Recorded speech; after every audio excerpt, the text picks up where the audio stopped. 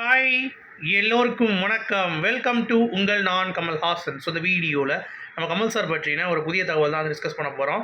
So வீடியோக்குள்ளே போகிறதுக்கு முன்னாடி நம்ம சேனலுக்கு நீங்கள் புதுசாக இருந்தீங்க அப்படின்னா கண்டிப்பாக சப்ஸ்கிரைப் பண்ணிக்கோங்க, வீடியோ மறக்காமல் லைக் பண்ணிக்கோங்க. இப்போ நம்ம வீடியோக்குள்ளே போகலாம். ஸோ முதல் டாபிக் வந்து பார்த்தீங்கன்னா, தனுஷ் இளையராஜா அப்படின்னு சொல்லிட்டு ஒரு படம் நடிக்கிறாரு.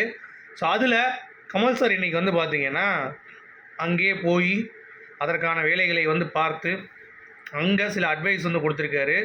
ஸோ அருண் மாத்தேஸ்வரன் சொல்லிட்டு கேப்டன் மில்லர்னு சொல்லிட்டு தனுஷ் நடித்தார்ல, அந்த படத்துடைய இயக்குனர் வந்து பார்த்தீங்கன்னா இளையராஜாவுடைய பயோபிக்கை வந்து இயக்குகிறார். ஸோ இளையராஜா உள்ளே இருந்தார், கமல் சார் வந்திருந்தார், ரஜினி அவர்கள் வந்து வரல. அவர் இன்னொரு காவிரி ஹாஸ்பிட்டலில் ஏதோ ஒன்று போயிட்டார், அங்கே போய் ஒரு பிரச்சனை பண்ணியிருக்காரு. அதை பற்றி நம்ம பேசுவோம், சரிங்களா? ஸோ உள்ளே வந்து பயங்கரமான ஒரு ரெஸ்பெக்ட்டு. ஸோ கமல்ஹாசன் மற்றும் தனுஷ் இவங்க ரெண்டு பேரும் வந்து ஒரே ஃப்ரேமில் பார்க்குறதுக்கு கொஞ்சம் நல்லா இருந்தது.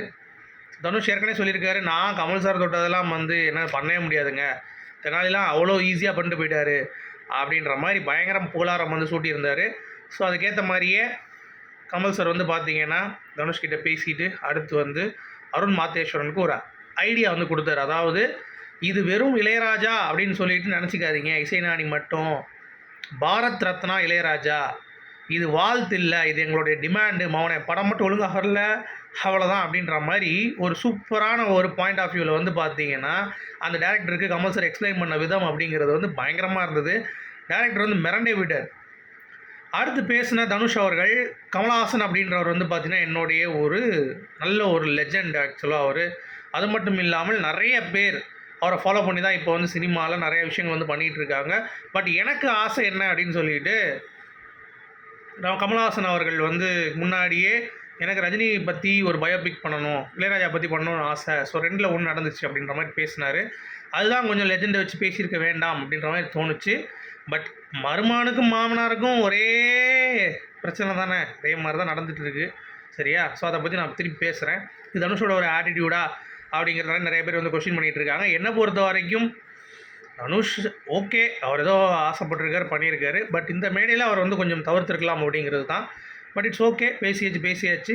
பட் இந்த படம் நன்றாக வரும் என்று எதிர்பார்க்கலாம். இதில் உலகநாயகன் கமல்ஹாசனாக நடிக்கக்கூடியவர் யார் அப்படின்னு சொல்லிட்டு ஒரு செய்தி வெளியே இருக்குது. சூர்யாவை வந்து அப்ரோச் பண்ணியிருக்கதாகவும், அது மட்டும் இல்லாமல் சிவகார்த்திகேயன் அவர்கள் ரஜினிகாந்தாக, இல்லாட்டி லாரன்ஸ் அவர்கள் ரஜினிகாந்தாக நடிப்பதற்கு அப்ரோச் பண்ண செய்யப்பட்டதாகவும் தகவல் நமக்கு வந்து வருது. ஆனால் அதை பற்றி டீட்டெயில் தான் தெரியல. அதேமாதிரி மியூசிக் வந்து இளையராஜா தான் கண்டிப்பாக இருப்பார் அப்படிங்கிறது தெரியும். ஸோ கூடிய விரைவில் இந்த படம் வந்து திரைக்கு வரப்போகிறது அப்படிங்கிற மாதிரி வந்து சொல்கிறாங்க. ஸோ ரொம்ப டிலேலாம் கிடையாது, டக்குன்னு ஷூட்டிங் ஆரம்பித்து சும்மா கிருட்டுன்னு ஃபாஸ்ட்டாக வந்து பார்த்திங்கன்னா போயிடுவாங்க அப்படின்ற மாதிரி சொல்லப்படுது.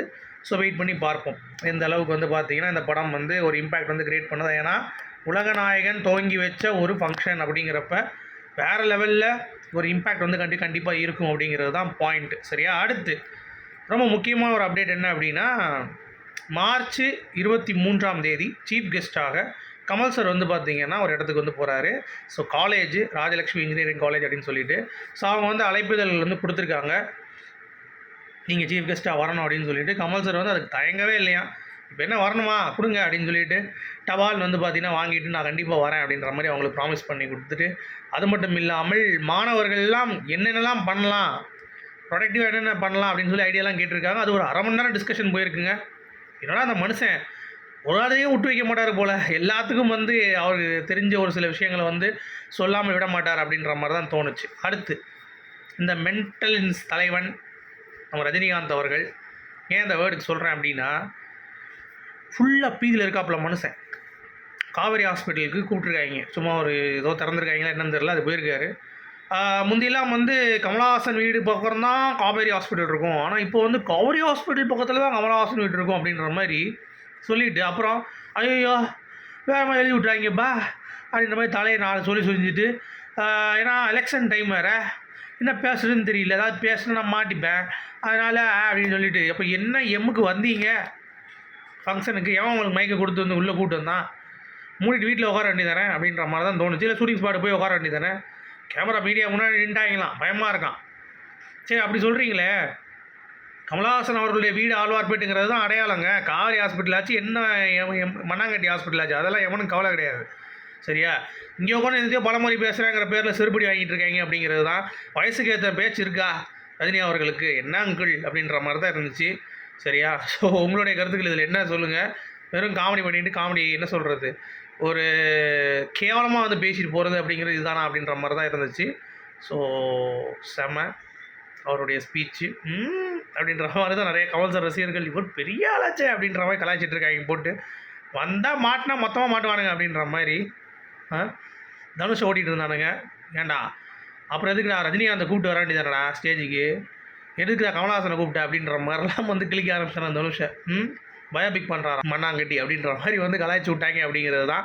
அடுத்து ரொம்ப முக்கியமான அப்டேட்டுங்க, மஞ்சுமெல் பாய்ஸ். கமல் சாரோடைய அப்ரூவல் கிடைத்த பிறகு தான் சென்னையில் வந்து பயங்கரம் ஓப்பன் ஆச்சு. அது வரைக்கும் எனக்கே தெரியாது மஞ்சுமெல் பாய்ஸ்னு ஒரு படம் இருக்கா அப்படின்னு சொல்லிட்டு. ஓப்பனாக சொல்லுங்கள், தமிழில் இந்த படம் வந்து 75 கோடி ரூபா கலெக்ஷன் பண்ணியிருக்கு. நான் சென்னைன்னு சொல்லிட்டேன் நேற்று, சென்னை கிடையாது, ஆல் ஓவர் தமிழ்நாடு 75 கோடி ரூபாய். ஸோ எல்லாத்துக்குமே கமல் சார் தான் காரணம் அப்படிங்கிறத நான் சொல்லலைங்க. அந்த படத்தின் இயக்குனரே வந்து பார்த்தீங்கன்னா ஓப்பனாக சொல்லிட்டார், இந்த மாதிரி வந்து நாங்கள் இருந்தே கமலஹாசன் அப்படின்ற அந்த பேரை வச்சு தான் அந்த படத்தை ட்ராவல் பண்ணோம். இந்த படம் முழுவதும் ஒரு ஹிட் ஆனதுக்கு காரணம் இதுதான். இந்த படம் கமல் சார் ப்ரமோட் பண்ணலைன்னா கண்டிப்பாக இந்தளவு ரீச் இருக்காது அப்படிங்கிறத டேரக்டரே ஒத்துக்கிட்டு. அது மட்டும் இல்லை, அபூர்வ சிங்கீதம் சொல்லிட்டு கமல் சார் வந்து 4 படம் சிங்கீதம் சீனிவாசராவ் எடுத்த படத்தை வரிசையாக ஷெடியூல் பண்ணி திரையிட்டுருக்காரு RKFI சார்பில்.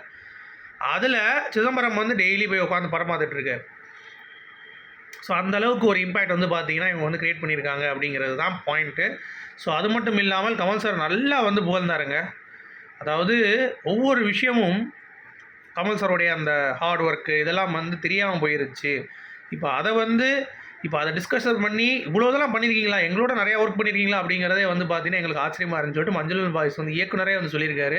ஸோ அதெல்லாம் இருக்கட்டும், எப்படியோ ஒன்று விதை ஆண்டவர் போட்டது அப்படிங்கிறது தான் பாயிண்ட். அடுத்து மம்முட்டி அவர்களுடைய அடுத்த படத்தில் கமல்ஹாசன் அவர்கள் ஒரு கேமியோ ரோல் பண்ண போகிறதா ஒரு தகவல் வந்து கிடச்சிருக்கு.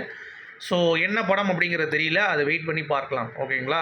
அடுத்து கௌதம் மேனன் நான் சொல்லியிருந்தேன்ல 238க்கு நிறைய சான்ஸ் இருக்குங்க. ஏன்னா 2 ஸ்கிரிப்டாக வேட்டையாடு விளையாடு 2 ஒன்று சொல்லியிருக்காராம், ப்ளஸ் இன்னொரு ஃப்ரெஷ்ஷான ஸ்கிரிப்ட் நரேட் பண்ணியிருக்காராம். ஸோ எதுனாலும் வந்து ஓகே பண்ணுவாரா கமல் சார் அப்படிங்கிறது தெரியல. இன்னொன்று என்ன, கௌதம் மேனன் வந்து இப்போ ஒரு ஸ்ட்ராங்கான ஒரு டேரக்டராக வந்து இல்லை. இப்போ லேட்டஸ்ட்டாக அவருடைய படங்கள் வந்து பார்த்திங்கன்னா சரியாக போகலை அப்படிங்கிறதுனால கமல் சார் அவர்கிட்ட பண்ணுவாரா அப்படிங்கிற ஒரு டவுட் இருக்குது. பட் மேபி வரும் அப்படிங்கிறது தான். அடுத்து கேப்டன் மில்லருடைய எடிட்டர் மற்றும் தக் லைஃபோடைய மேக்கப் ஆர்டிஸ்ட் இவங்க எல்லாம் வந்து பேசியிருக்காங்க. RKFஐலாம் வந்து ஒரு லேர்னிங் இன்ஸ்டியூட், அதாவது ராஜ்கமல் ஃபிலிம்ஸ் இன்டர்நேஷ்னல். அங்கே போய் நிறைய விஷயங்கள் கற்றுக்கலாம். எனக்குலாம் வந்து விஸ்வரூபம் படத்தப்போ ஒரு காலேஜ் பக்கத்தில் தான் வந்து செட்டே போட்டாங்க. அதுக்கடுத்து எடிட்டிங் பண்ணும்போது தான் தெரியுது, ஓ இது ஆப்கானிஸ்தானா அப்படின்ற மாதிரி நானே வந்து வியந்து போயிட்டேன் உண்மையிலேயே. அதில் நிறையா கற்றுக்கிட்டேன். கண்டிப்பாக இது வந்து லேர்னிங் இன்ஸ்டியூட். நான்லாம் பல அவார்டு வாங்கியிருக்கேன் சொல்லிட்டு மேக்கப் ஆர்டிஸ்ட் புகழ் அப்படின்னு சொல்லிட்டு பேசியிருக்காரு. பட் கமல் சார் கூட பயணிக்கும் பொழுது LKG ஸ்டூடெண்ட் மாதிரி தான், என்ன வேணாலும் கற்றுக்கலாம், நிறைய விஷயங்கள் கற்றுக்கலாம் அப்படின்ற மாதிரி புகழாரம் சூட்டியிருக்கிறார். அடுத்து சவுக்கு சங்கர் நம்ம மக்கள் நீதி மையம் ITவிங்க்கு வந்து ஒரு கேள்வி எழுப்பியிருக்காரு, என்னங்க அப்படின்ற மாதிரி. உடனே கமல் சார் ரசிகை செஞ்சு விட்டாங்க, டே நீ என்ன ஸ்டாண்டு, சரி கமல் சார் DMK போயிட்டார், நீ எங்கே இருக்க இப்போ, நீ திடீர்னு விஜய் சப்போர்ட் பண்ணுற, திடீர்னு DMK சப்போர்ட் பண்ணுற, காசை வாங்கிட்டு உடனே மாறுற, நீ எல்லாம் வந்து பேசக்கூடாது அப்படின்ற மாதிரி மூட்டானுங்க அப்படிங்கிறது தான் என்னை பொறுத்த வரைக்கும். சைலண்ட்டாக செஞ்சு விட்டாங்க அப்படிங்கிறது தான் சரியா. அடுத்து இன்னும் ரொம்ப முக்கியமான ஒரு அப்டேட் வந்து கமல் கட்சி கூடாரம் காலி ஆயிடுச்சு அப்படின்ற மாதிரி நியூஸ் தமிழில் நியூஸ் ஒன்று 4 ஹவர் லைவ் ஸ்ட்ரீமிங் தொடர்ந்து பண்ணியிருக்காங்க. நம்மளும் அதை போய் வெரிஃபை பண்ணி பார்த்தோம் அப்படின்னா அந்த மாதிரிலாம் ஒரு ஈரவங்காயம் கிடையாது. காலையில் கமல் சார் வந்து அந்த மீட்டிங் அட்டன் பண்ணிட்டு தான் அடுத்து தான் அந்த ஃபங்க்ஷன் போயிருக்கார். அருண் மாத்தேஸ்வரனுடைய இளையராஜா தனுஷ் 2 பேரும் சேர்ந்து பண்ணுறாங்கல்ல, அந்த படத்துக்கு போயிருக்கார் லான்ச்சுக்கு. இவங்க உடனே அது நடக்கவே இல்லை அந்த மீட்டிங்கு. எல்லோரும் வந்து அதிருப்தியாக இருக்காங்க, எல்லோரும் வந்து வெளியே கிளம்பிட்டாங்க. கமல்ஹாசன் என்ன சினிமாவுக்கு போயிடுறாரு ப்ரொமோஷனுக்கு அப்படின்னு சொல்லிட்டு இவங்களே உட்காந்து கமல் சாரோடைய வேன் வந்து பார்த்திங்கன்னா பிரச்சார வேன் இருக்குல்ல, அதை வந்து க்ளீன் பண்ணாமல் இருக்குது அந்த பின்னாடி.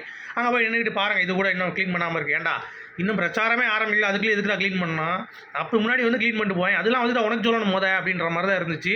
நியூஸ் தமிழ் வந்து கமல் சார் மேலே ரொம்ப வன்மம் பிடிச்சிருக்காங்க அப்படிங்கிறது தான். அதெல்லாம் நம்பாதீங்க, அதெல்லாம் நடந்துருச்சு. கமல் கட்சி கூட ரங்காலியாச்சு ரொம்ப என்னமோ விளக்கு பிடிச்சி பார்த்த மாதிரி வந்து பேசிகிட்டு இருக்காங்க அப்படிங்கிறது தான். ஸோ உங்களுடைய கருத்துக்கள் சொல்லுங்கள். மீண்டும் அடுத்த வீடியோ சந்திப்போம். அது வரைக்கும் குட் பை.